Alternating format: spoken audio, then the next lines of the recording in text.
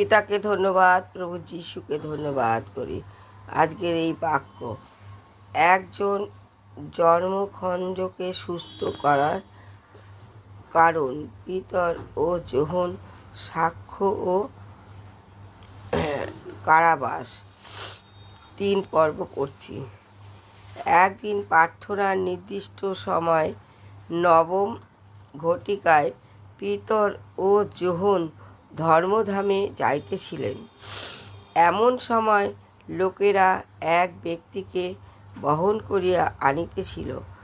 সে মাতার গর্ভ হইতে খঞ্জ, তাহাকে প্রতিদিন ধর্মধামে সুন্দর নামক দ্বারে রাখিয়া দেওয়া হইত, যেন ধর্মধামে যাহারা প্রবেশ করে তাহাদের কাছে ভিক্ষা চাইতে পারে।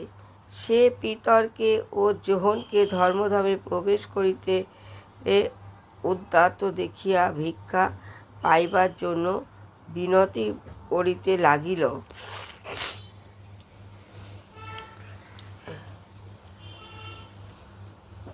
তাহাতে পিতর যোহনের সহিত তাহার প্রতি এক দৃষ্টে চাহিয়া কহিলেন, আমাদের প্রতি দৃষ্টিপাত করো।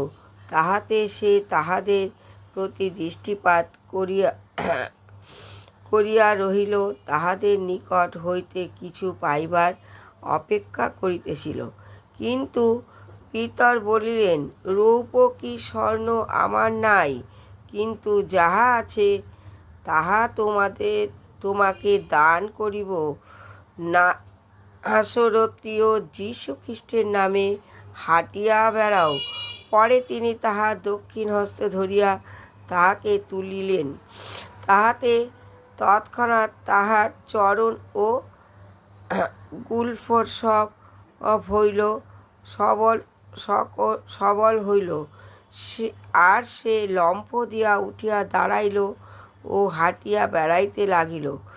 এবং বেড়াইতে বেড়াইতে লম্ফ দিতে দিতে ঈশ্বরের প্রশংসা করিতে করিতে তাহাদের সহিত ধর্মধামে প্রবেশ করিল। সমস্ত লোক তাহাকে বেড়াইতে ও ঈশ্বরের প্রশংসা করিতে দেখিল, আর তাহারা তাহাকে চিনিতে পারিল যে এই সেই ব্যক্তি যে ধর্মধামের সুন্দর দ্বারে বসিয়া ভিক্ষা করিত। আর তাহার প্রতি যাহা ঘটিয়াছিল তাহা অতিশয় চমৎকৃত ও বিস্ময় পালন হইল। আমেন।